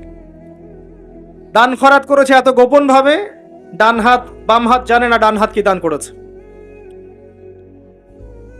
একটা মিস করেছি মাঝখানে, সেটা হচ্ছে এমন শ্রেণীর মানুষ যাদের হৃদয় বা কলব মসজিদের সাথে ঝুলন্ত থাকে, মানে এক ওয়াক্ত নামাজ পড়ে এসেছে, পরের ওয়াক্তে যাওয়ার জন্য মনটা ব্যাকুল থাকে। এমন 5 ওয়াক্ত নামাজের সংখ্যা আমাকে দেখান কতজন। এবং যারা পড়ছি তারাও নামাজ বুঝে পড়ছে কিনা, নামাজে দিল লাগে কিনা, নামাজ পড়ে তৃপ্তি হচ্ছে কিনা, নামাজ পড়েও হারাম ছাড়তে পারছে কিনা, এগুলো খেয়াল করেন। ফজর এশায় কয়জন আসছে খেয়াল করেন। এগুলো ইম্পর্টেন্ট জিনিস, বেসিক জিনিস। আরেকটা হচ্ছে 7 নাম্বার, যে আল্লাহর স্মরণে যেই ব্যক্তিরা গোপনে চোখের পানি ফেলতে পারে, আল্লাহকে স্মরণ করেছে গোপনে নীরবে নিভৃতে, চোখ দিয়ে দরদর করে পানি পড়ছে, এই চোখ জাহান্নামের আগুন দেখবে না ইনশাআল্লাহ। এই 7 শ্রেণীর মানুষকে আল্লাহ পাক তার আরশের ছায়ায় ছায়া দিবেন। আমরা কি আরশের ছায়া পেতে চাই? আল্লাহ পাক আমাদের এই 7 শ্রেণীর অন্তর্ভুক্ত হওয়ার তৌফিক এনায়েত করুন, আমিন। আমি আলোচনার শেষে এই 7টা পয়েন্ট আপনাদেরকে ধরবো। আমি জিজ্ঞাসা করব কারা বলতে পারেন, শুধু হাত উঁচু করবেন, এখন না, শেষের দিকে, একটু পরে। যিনি সঠিক উত্তর দিতে পারবেন আমার পক্ষ থেকে স্পেশাল পুরস্কার আছে ইনশাআল্লাহ, হাদিয়া দিব ইনশাআল্লাহ একটা, যদি বলতে পারেন। 7টাই বলতে হবে, মনে মনে মুখস্থ করেন। লেকচার খালি শুনবেন, বাসায় গিয়ে ঘুমাবেন চলবে না। যেটা লেকচার শুনেছেন পড়া দিয়ে তারপর বাসায় যাবেন, এটা ক্লাসের মতো। এবার আসেন, এই আরশের ছায়া আল্লাহ পাক ছায়া দিবেন। এই আরশ আল্লাহ পাক সৃষ্টি করেছেন, তারপরে সৃষ্টি করেছেন কলম। কি সৃষ্টি করেছেন? কলম সৃষ্টি করে বলেছেন উকতুব, কলম বলেছে মাযা আকতুব, কলম তুমি লিখো। কলম বলেছে আমি কি লিখবো? আল্লাহ পাক বলেছেন কিয়ামত পর্যন্ত যা হবে সব লিখে ফেলো। কিয়ামত পর্যন্ত যা হবে সব লেখা আছে। এমন একটা সময় চলে গেছে যে মানুষ কোনো আলোচ্য বিষয় ছিল না, পরে আল্লাহ পাক সৃষ্টি করেছেন মানুষকে। ওয়াইয ক্বালা রাব্বুকা লিল মালায়েকা ইন্নী জাইলুন ফিল আরদি খলিফা, খলিফা করে পাঠিয়েছেন। খলিফা করে পাঠিয়েছেন, খলিফা কে এটা একটা বুঝতে হবে। খলিফা দাউদ আলাইহিস সালামকেও বলা হয়েছে। আল্লাহ পাক সূরা সাদে বলেছেন ইয়া দাউদ, হে দাউদ, ইন্না জাআলনাকা খলিফাতান ফিল আরদ, আমি তোমাকে পৃথিবীতে খলিফা করে পাঠিয়েছি। তোমার কাজ কি? তোমার কাজ হচ্ছে ফাহকুম বাইনান নাসি বিল হক, মানুষের মাঝখানে হকের মানদণ্ডে বিচার ফয়সালা করো। যারা আল্লাহর বিধান অনুযায়ী মানুষের মাঝখানে বিচার ফয়সালা করে এরা আল্লাহর খলিফা। যারা মানুষের মাঝখানে আল্লাহর বিধান দ্বারা বিচার ফয়সালা করে না তারা আল্লাহর খলিফা নন। কথা বুঝতে পারছেন? ওয়ালা তাত্তাবিউল হাওয়া, নিজের প্রবৃত্তির অনুসরণ করো না, তাহলে এটা তোমাকে আল্লাহর পথ থেকে বিচ্যুত করবে। আর যারা আল্লাহর পথ থেকে বিচ্যুত হয়ে গেছে তাদের জন্য অপেক্ষা করছে যন্ত্রণাদায়ক শাস্তি। বিমা নাসু ইয়াউমাল হিসাব, এই কারণে যে তারা হিসাবের দিন ভুলে গেছে। খলিফার ফাংশন আল্লাহর বিধান দিয়ে বিচার ফয়সালা করুন। আসেন, এরপরে আল্লাহ পাক আদম আলাইহিস সালামকে নাম শিক্ষা দিলেন। আমি শেষ করে দিচ্ছি, ফিনিশিং এর দিকে আসছি, আপনারা একটু ধৈর্য ধরেন। আল্লাহ পাক আদম আলাইহিস সালামকে সমস্ত নাম শিক্ষা দিয়েছেন, এমন কোন নাম নাই যেটা আল্লাহ পাক তাকে শিক্ষা দেন নাই। ওয়াল্লামা আদামাল আসমাআ কুল্লাহা, আমি আদমকে সমস্ত নাম শিক্ষা দিয়েছি। এরপরে সুম্মা আরাদাহুম আলাল মালায়েকা, এরপরে ফেরেশতাদের সামনে এনেছে এবং ফেরেশতাদেরকে বলেছেন, আল্লাহ বলেছেন তোমরা এই নামগুলো বলে দাও। তারা বলেছে লা ইলমা লানা ইল্লা মা আল্লামতানা। আল্লাহ পাক আদমকে বলেছেন আলাইহিস সালাম তুমি নামগুলো বলে দাও। এরপর তিনি সমস্ত নাম বলে দিয়েছেন। আল্লাহ পাক তারপরে বলেছেন আলাম আকুল লাকুম ইন্নী আ'লামু গায়বাস সামাওয়াতি ওয়াল আরদ ওয়া আ'লামু মা তুবদুনা ওয়া মা কুনতুম তাকতুমুন। আল্লাহ পাক এরপরে গিয়ে বলছেন ওয়াইয কুলনা লিল মালাইকাতি ইসজুদু লি আদম। এই যে জ্ঞানের কারণে আল্লাহ পাক সম্মানিত করেছেন, এখন বলছেন সিজদা করো। কি কারণে আমরা সম্মানিত বলেন তো? জ্ঞানের কারণে। অতএব জ্ঞান চর্চা আমাদের প্রথম কাজ। ইকরা বিসমি রাব্বিকাল্লাযী খালাক, প্রথমে জ্ঞান, আগে পড়েন তারপর লিখেন, জ্ঞান চর্চা। জ্ঞানের কারণে সম্মানিত হয়েছি। তারপরে আল্লাহ পাক সিজদা করিয়েছেন। ফাসাজাদু, সবাই সিজদা করেছে, কে বাদ দিয়ে? ইল্লা ইবলিস, ইবলিস বাদ দিয়ে। ইবলিস কেন করলো না? আবা ওয়াস্তাকবার, সে অহংকার করেছে, উদ্ধত আচরণ করেছে।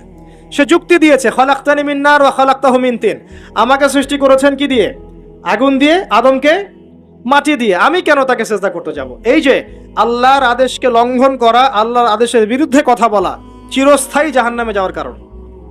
ইবলিস কিন্তু কম জানতো এমন নয়। ইবলিস প্রচন্ড জ্ঞানী ছিল, আবেদও ছিল। মনের অহংকারের কারণে সে ব্যক্তি জাহান্নামে চলে গেছে। আর সে কিন্তু ফেরেশতা ছিল না, সে ছিল জিনদের একজন।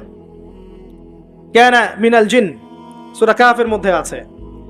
এরপরে খেয়াল করে দেখেন, এই অহংকার যদি আজকে আমাদের মধ্যে চলে আসে, যত বড় ডিগ্রি সার্টিফিকেট থাক না কেন, আমার পরিণাম জাহান্নামী হবে না, আউযুবিল্লাহ। যার হৃদয়ের মধ্যে যাররা পরিমাণ অহংকার থাকবে, আল্লাহ পাক তাকে জান্নাত দিবেন না। অহংকার আল্লাহর চাদর। অহংকার কার চাদর? আল্লাহর চাদর। আল্লাহর চাদর নিয়ে টানাটানি করলে আল্লাহ পাক জান্নাত দিবেন না। অহংকার কাকে বলে? বাতারুল হক ওয়া গামতুন নাস, সত্যকে প্রত্যাখ্যান করা আর অন্য মানুষকে তুচ্ছ তাচ্ছিল্য করা, এটা হচ্ছে অহংকারের নিদর্শন। আপনার ড্রেসটা সুন্দর হোক, কাপড় সুন্দর হোক, এগুলো অহংকারের নিদর্শন নয়। আল্লাহ পাক জামিল ইউহিব্বুল জামাল, আল্লাহ পাক সুন্দর, তিনি সৌন্দর্য পছন্দ করেন, এটা সমস্যা না। অন্যকে তুচ্ছ তাচ্ছিল্য করলে অহংকার হবে। আমি মূল পয়েন্টে আসছি, দেখেন আদম আলাইহিস সালামকে আল্লাহ পাক জান্নাতে রাখলেন এবং তার সঙ্গিনী হিসেবে তিনি হাওয়া আলাইহিস সালামকে সৃষ্টি করলেন। কথা বুঝতে পারছেন? কি কারণে সৃষ্টি করলেন? আদম আলাইহিস সালামের একাকিত্ব এবং আল্লাহ পাকের দীর্ঘ পরিকল্পনা আছে, এবং ইবলিসকে দিয়ে পরীক্ষা করালেন আদম আলাইহিস সালামের কোন জায়গা থেকে হাওয়া আলাইহিস সালামকে সৃষ্টি করা হয়েছে বলেন। পাঁজরের হাড়, সোজা না বাঁকা? নবী সাল্লাল্লাহু আলাইহি ওয়াসাল্লাম বলেছেন, বাঁকা হাড়কে জোর করে সোজা করতে যেও না, ভেঙে যাবে, আর ওই অবস্থায় ছেড়ে দিলে বাঁকাই থেকে যাবে। নসিহতের মধ্য দিয়ে, উত্তম আচরণের মধ্য দিয়ে পথ চলতে হবে। ওয়া আশিরুহুন্না বিল মারুফ, এছাড়া কোনো অপশন নাই। আমার কথা শোনেন, এই জায়গা থেকে মেয়েদের পয়েন্টে আসছি আমি। আল্লাহ পাক আদম থেকে হাওয়া সৃষ্টি করেছেন আলাইহিস সালাম। নারী পুরুষ একে অপরের প্রতিদ্বন্দ্বী নয়, যেমনটা পশ্চিমারা শিখিয়েছে। এখনকার আধুনিক আইন যা শিখাচ্ছে নারী পুরুষ একে অপরের প্রতিদ্বন্দ্বী, এখানে আল্লাহ বলছেন নারী পুরুষ একে অপরের পরিপূরক, একজন আরেকজনের অংশ, মহব্বত, ভালোবাসা, প্রণয়ের মাধ্যম, একে অপরের প্রতিদ্বন্দ্বী নয়। এখনকার সমাজ শিখায় ছেলে পারলে আমি কেন পারবো না, সে পারলে আমি কেন পারবো না, এটা শেখায় না? কাউন্টারিজম, মানে একে অপরের প্রতিদ্বন্দ্বী। আল্লাহ পাক বলছেন তোমরা একে অপরের পরিপূরক। খেয়াল করে দেখেন, এখান থেকে শুরু হয়েছে সৃষ্টি, তারপরে না সন্তান সন্ততি জন্ম নেওয়া হয়েছে। এখান থেকে আপনাকে হেদায়েত নিতে হবে যে নারীদেরকে বলবো, আপনারা পুরুষদের প্রতিদ্বন্দ্বী নন, আপনারা পুরুষদের পরিপূরক। একজন নেককার নারী একজন পুরুষের পিছনে থাকলে এই পুরুষ বিশ্ব জয় করতে পারবে ইনশাআল্লাহ। পরে আসেন নূহ আলাইহিস সালাম, তার স্ত্রী কি ঈমান এনেছিল? ঈমান আনে নাই। এখানে মনে রাখবেন, আপনি যদি ঈমান না আনেন, আকীদা ঠিক না করেন, আমল ঠিক না করেন, আপনার পরিচয়, বংশ, গোত্র, বর্ণ আপনাকে বাঁচাতে পারবে না। নূহ আলাইহিস সালামের স্ত্রী জাহান্নামে চলে গেছে, লূত আলাইহিস সালামের স্ত্রী জাহান্নামে চলে গেছে, যদিও তারা নবীদের আন্ডারে ছিলেন। আল্লাহর রাসূল সাল্লাল্লাহু আলাইহি ওয়াসাল্লাম তার মেয়ে ফাতিমা রাদিয়াল্লাহু আনহাকে বলেছেন, দুনিয়াতে যা চাওয়ার আমার কাছে চেয়ে নাও, পরকালে তোমার উপকার করতে পারছি না আমি। আর ফাতিমা রাদিয়াল্লাহু আনহা কেমন মানুষ ছিলেন আপনারা জানেন। তো আমি আমাদের মা বোনদেরকে অনুরোধ করবো, আল্লাহকে ভয় করেন, নিজের নফস ঠিক করেন, নিজের কবরের ফিকির করেন, আমল আকীদা ঠিক করেন। আপনি কত বড় আলেমের স্ত্রী, কত বড় শাইখের স্ত্রী, আপনি আপনার স্বামী কত বড় পলিটিক্যাল লিডার, কত বড় সোশ্যাল লিডার, এটার মানদণ্ড আল্লাহ দেখবেন না। আপনার ঈমান, আমল, তাকওয়া শুধু আল্লাহ পাক দেখবেন। আসেন কোরআনের পাতায় পাতায় যাই, চলেন আপনাকে নিয়ে যাচ্ছি। ইব্রাহিম আলাইহিস সালাম নাম শুনেছেন? তার স্ত্রী সারা আলাইহিস সালাম পৃথিবীর সুন্দরী নারীদের মধ্যে অন্যতম। দুজন সুন্দরী নারীর কথা এসেছে, একজন হাওয়া আলাইহিস সালাম, একজন সারাহ আলাইহিস সালাম। আমাদের এইসব সুন্দরী নারীদের চেয়ে হাজার গুণ সুন্দরী ছিল, অত্যন্ত সুন্দরী। খেয়াল করে দেখবেন, এই যে ইব্রাহিম আলাইহিস সালামের বংশধর যারা, তাদের চেহারা এবং মানে সুরত কিন্তু অত্যন্ত সুন্দর। আমাদের নবী মুহাম্মদ সাল্লাল্লাহু আলাইহি ওয়াসাল্লাম প্রচন্ড সুন্দর ছিলেন না? তার আদি পিতাকে ইসমাইল আলাইহিস সালাম না? ইসমাইল আলাইহিস সালাম ইব্রাহিম আলাইহিস সালামের সন্তান নয়? ওই দেখেন ব্লাড চলে আসছে।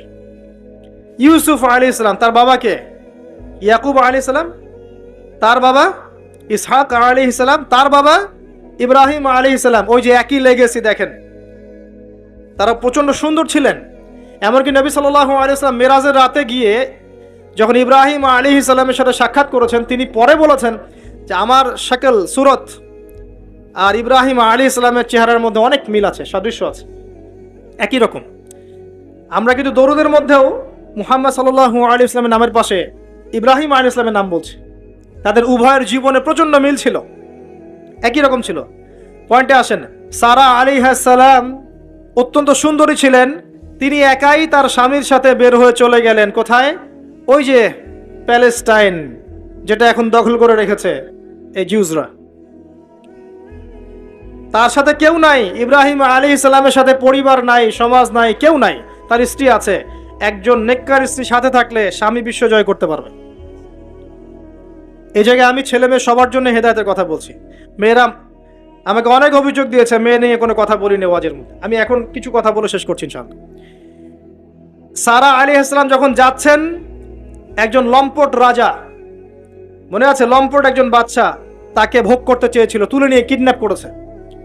এ সময় ইব্রাহিম আলাইহিস সালাম মাজুর ব্যক্তি, নামাজে দাঁড়িয়ে গেছেন, আল্লাহর কাছে সাহায্য চাচ্ছেন। এটাই নবীগণের সুন্নাহ। কোনো সমস্যায় পড়লে নামাজে দাঁড়িয়ে যেতেন। আর আমরা এখন সমস্যায় পড়লে হাউমাউ শুরু করি, তাই না? আর এদিকে সারা আলাইহিস সালাম আল্লাহর কাছে দোয়া করছেন, আল্লাহ তুমি যদি জেনে থাকো আমি আমার সতীত্ব আমার স্বামী ছাড়া অন্য কাউকে দেই নাই, তাহলে আজকে এই জালেমের হাত থেকে আমাকে রক্ষা করো। হাত বাড়াতে না বাড়াতেই তার হাত অবশ্যই পড়ে গেছে। সুবহানাল্লাহ। তিনবার চেষ্টা করেছে, তিনবার বেহুশ হয়ে পড়ে গেছে। এই সারা আলাইহিস সালামের মতো সতীত্ব রক্ষাকারী জেনারেশন কি এখন আছে? এখন তো নিজে নিজের সতীত্ব বিলিয়ে দিতে পারলে বাঁচে। এমনকি কেউ যদি নাও নেয় সতীত্ব, দেখা যায় যে নগ্ন ছবি তুলে ইমো, ফেসবুক, হোয়াটসঅ্যাপে আপলোড দিয়ে শেষ করে ফেলছে। তাই করছে না? ভিডিও কলে প্রেম হচ্ছে, আপনার এই যে গার্লফ্রেন্ড বয়ফ্রেন্ডের সাথে কফি খাচ্ছে, বিছানায় যাচ্ছে, ডেটিং করছে। বিয়ের আগে সব শেষ। বিয়ের পরে যখন এরা কোনো ঘরে যাবে, ওই ঘরে কি সুখ আসবে, শান্তি আসবে? মা বোনদেরকে বলবো, আর আমাদেরকে খেয়াল রাখতে হবে, আমরা যেন আমাদের ঘরে সারা আলাইহিস সালামের মতো মেয়ে স্ত্রী তৈরি করতে পারি। আল্লাহ পাক তৌফিক দান করুন। দেখেন সতীত্বের পাওয়ার, আল্লাহ পাক হাত অবশ করে ফেললেন। এবার ওই বাচ্চা হাদিয়া দিচ্ছে হাজারা আলাইহিস সালামকে। ঠিক আছে, হাজারা আলাইহিস সালামকে ইব্রাহিম আলাইহিস সালাম বিয়ে করলেন। কি জন্য করলেন? সন্তানের জন্য। বাই দ্য ওয়ে, এখন আবার একাধিক বিয়ে যদি কেউ করে ফেলে, তাকে সমাজে এবার বাঁকা চোখে দেখা হয়, তার মনে চরিত্র সমস্যা আছে। কিন্তু বিয়ে না করে বিয়ের আগে 10টা প্রেম করলে কোনো সমস্যা নাই, বিয়ের আগে 1000টা জেনা করলে কোনো সমস্যা নাই, পতিতালয় গেলে সমস্যা নাই, ফ্রি মিক্সিং গেলে সমস্যা নাই, গার্লফ্রেন্ডকে নিয়ে ঘুরতে গেলে ডেটিং করলে কোনো সমস্যা নাই। আবার বিয়ে করে ঘরে স্ত্রী থাকতেও বাইরে পরকীয়া করলে কোনো সমস্যা নাই। এগুলোকে আমরা উন্মুক্ত করছি, কিন্তু কেউ সাহস করে যদি কোনো বিধবার দায়িত্ব নেয়, কোনো তালাকপ্রাপ্তার দায়িত্ব নেয়, কোনো অসহায়ের দায়িত্ব নেয়, তাকে খারাপ চোখে দেখাও। এই হলো আমাদের সাইকোলজি এখন। অথচ আল্লাহ পাক এই বিধানটা দিয়েছেন কোরআন এবং সুন্নাহয়। যাই হোক, তার জন্য শর্ত আছে, শর্ত পূরণ না হলে করবেন না, কখনো ফরজ নয়। কিন্তু কেউ যদি শর্ত পূরণ করে করতে পারে, তাকে ডিসকারেজ কেন করতে যাবেন? সমাজ চেঞ্জ হয়ে গেছে। হাজারা আলাইহিস সালাম, এখান থেকে আমি আমাদের মা বোনদেরকে এবং আমাদেরকে একটা হেদায়েতের কথা বলবো ইনশাআল্লাহ। হাজারা আলাইহিস সালামের ঈমান, আমল, তাওয়াক্কুল দেখেন। তার গর্ভে আল্লাহ পাক সন্তান দিলেন ইসমাঈল আলাইহিস সালামকে। এবার আল্লাহ পাক বলছেন রেখে আসো। কোথায়? ওই মক্কায়, জনমানব শূন্য জায়গায় রেখে আসলেন। সাথে আছে সামান্য পানি, কিছু খেজুর রেখে আসছেন, এবং ইব্রাহিম আলাইহিস সালাম পিছনে হেঁটে চলে যাচ্ছেন। হাজারা আলাইহিস সালাম বলছেন, আইনা তাযহাবু ইয়া ইব্রাহিম, আপনি কোথায় যাচ্ছেন হে ইব্রাহিম? আপনি আমাদেরকে জনমানব শূন্য জায়গায় ফেলে কোথায় চলে যাচ্ছেন? ইব্রাহিম আলাইহিস সালাম কিচ্ছু বলছেন না, বুকের মধ্যে পাথর। স্ত্রী সন্তানকে জনমানব শূন্য জায়গায় রেখে গেলে কি ভালো লাগবে কারো? বুকের মধ্যে পাথর, চুপ করে আছেন। এক পর্যায়ে হাজারা আলাইহিস সালাম বলছেন, আপনি কি আল্লাহর আদেশে এই কাজটা করছেন? তখন তিনি বলছেন, হ্যাঁ, নাম, এতটুকু বলেছেন, আমি আল্লাহর আদেশে করছি। এবার এই দেখেন, হাজারা আলাইহিস সালাম বলছেন যে যদি আল্লাহর আদেশে আপনি করে থাকেন, তাহলে আল্লাহ কোনোদিনও আমাদেরকে ধ্বংস করবেন না ইনশাআল্লাহ। তাওয়াক্কুল। আমি আপনাকে বুঝাই, এখানে কোনো মানুষ নাই, কোনো খাবার নাই, কোনো পানিও নাই, তারপরেও তিনি বলছেন আল্লাহ ধ্বংস করবেন না। আপনি কি বুঝতে পারছেন কি অবস্থা? এবার খাবার পানি শেষ হয়ে গেল, সাই করছেন সাফা টু মারোয়া, মারোয়া টু সাফা, শুধু এক ফোঁটা পানির জন্য। কাকে খাওয়াবেন? বাচ্চাকে। এই দৌড়টা আল্লাহ পাকের কাছে এত পছন্দ হয়েছে, কিয়ামত পর্যন্ত হজের মধ্যে আল্লাহ পাক রেখে দিয়েছেন এটাকে। আপনি সাই করছেন, এটা কার সুন্নাহ? হাজরা আলাইহিস সালামের হজের ম্যাক্সিমাম কাজগুলি তাদের পরিবার কেন্দ্রিক। জামরায় পাথর নিক্ষেপ করা, এই যে তাওয়াফ করছেন, মাকাম ইব্রাহিমে দাঁড়িয়ে নামাজ পড়ছেন, সব কিন্তু এই বংশের সাথে জড়িত।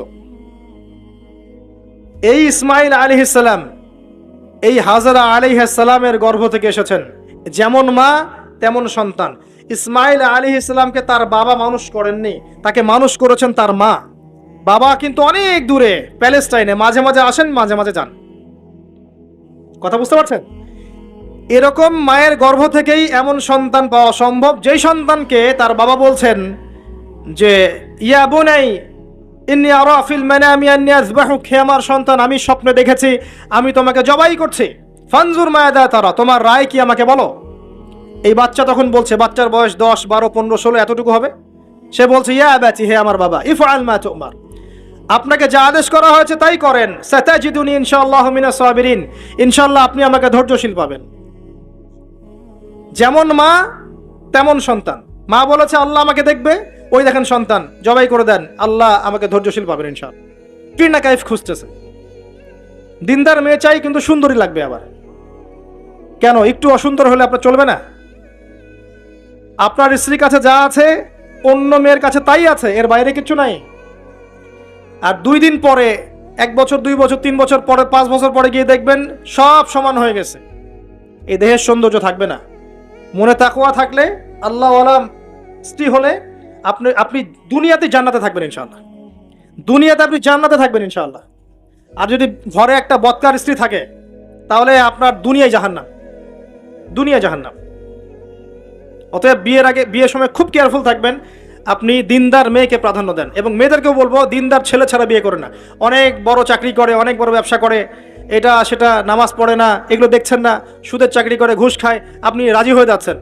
এরপরে গিয়ে পস্তাচ্ছেন যে হুজুর আমার সংসারে অশান্তি, এটা সেটা। এখন তো পস্তায় লাভ নাই, বরং আপনার সন্তানও হবে ওই নাস্তিক প্রজন্মের মতোই, নাউজুবিল্লাহ। আমরা দুনিয়ার স্বার্থ খুব ভালো চিনি। দুনিয়ার স্বার্থকে ত্যাগ করে দিনকে অগ্রাধিকার দেন, আল্লাহ পাক কবুল করবে ইনশাআল্লাহ। এই হলো ইসমাইল আলাইহিস সালামের মা। তিনি যেমন সন্তান তেমন এখানে আমাদের জন্য আদর্শ আছে। এখনো যদি আমরা দিনের বিজয় চাই, প্রত্যেক পরিবারের কর্তাকেও হতে হবে ইব্রাহিমের মতো আলাইহিস সালাম। প্রত্যেক পরিবারের সন্তানদেরকে হতে হবে ইসমাইলের মতো আলাইহিস সালাম। প্রত্যেক পরিবারের মা বোনদেরকে হতে হবে হাজরা সারার মতো। তবে আদর্শ পরিবার হবে ইনশাআল্লাহ। আল্লাহ পাক আমাদের সবার পরিবার এমন করে দিন, আল্লাহুম্মা আমিন।